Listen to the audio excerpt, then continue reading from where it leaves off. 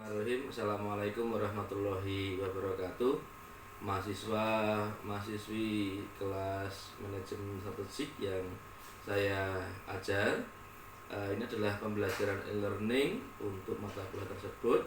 Nah, ini kita masuk pada bab 2 untuk buku yang dipakai adalah buku ini ya. Jadi seperti yang sudah saya sampaikan di kelas, kita pakai buku ini. Walaupun nanti juga ada buku yang lainnya bisa dibaca-baca untuk buku pendamping. Nah, kita masuk ke bab yang kedua tentang yakni analisis lingkungan eksternal.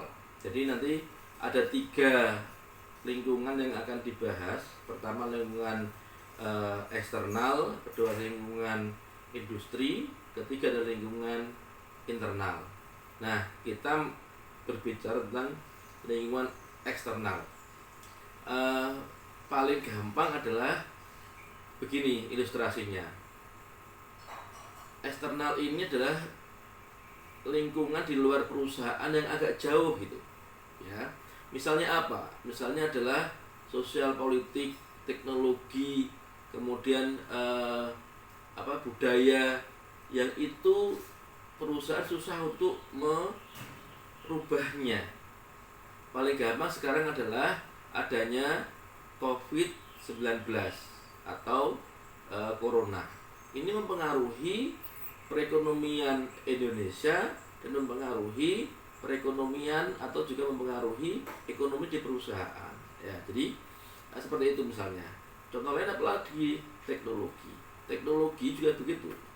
Teknologi juga bagaimana dia bisa menggerus usaha-usaha yang awalnya adalah usaha-usaha konvensional, memaksa untuk menjadi usaha yang cuma teknologi informasi.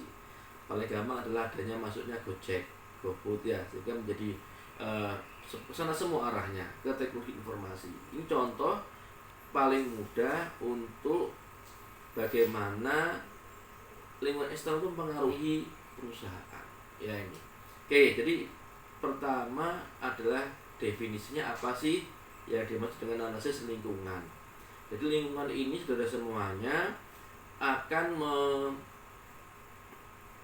membahas tentang analisis yang menentukan peluang dan ancaman yang mempunyai arti penting bagi perusahaan di masa mendatang, yang meliputi upaya kekuatan dan juga kelemahan perusahaan di waktu sekarang dan juga masa akan datang. Jadi ada kata kuncinya ada 4.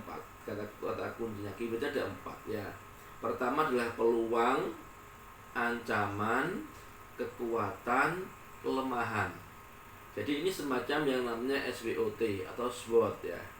Strength, weakness, opportunity dan juga threat. Jadi perusahaan harus tahu, harus paham bagaimana perusahaan punya kekuatan. Apa sih kekuatan saya ini gitu? Apa kekuatan di bidang marketing, di bidang finance, atau di bidang produksi? Kemudian kelemahan juga seperti itu. Dia harus tahu apa kelemahannya. Oh, saya perusahaan ini kelemahannya adalah kurang dalam hal distribusi. Maka bagaimana saya harus bersikap dan juga bagaimana menentukan linknya seperti apa, networknya bagaimana ya. Jadi itu. Kemudian juga ancaman, dari mana sih ancamannya ya, gitu ya. Kemudian juga dari mana sih peluangnya gitu. Jadi lingkungan ini melihat tadi itu, pertama adalah bagaimana perusahaan melihat peluang, tapi juga waspada terhadap ancaman. Kemudian juga melihat diri sendiri, apa sih kekuatan saya itu gitu. Dan juga melihat kelemahan di perusahaan. Jadi melihat keluar itu adalah peluang dan ancaman, ke dalam adalah kelebihan juga kelemahan perusahaan. Itu inti dari analisis lingkungan eksternal. Nah, itu yang utama dari bab ini tentang analisis lingkungan eksternal ya ini. Nah, apa tujuan analisis tersebut? Pertama adalah mengetahui kondisi saat ini dan memprediksi keadaan dan masa depan perusahaan. Jadi kalau perusahaan itu mampu untuk menganalisis lingkungannya, maka dia dapat memprediksi, oh saya ini perusahaan ini akan bagaimana setahun ke depan, 2 tahun ke depan bagaimana. Dia bisa memprediksi di masa mendatang. Itu tujuan pertama.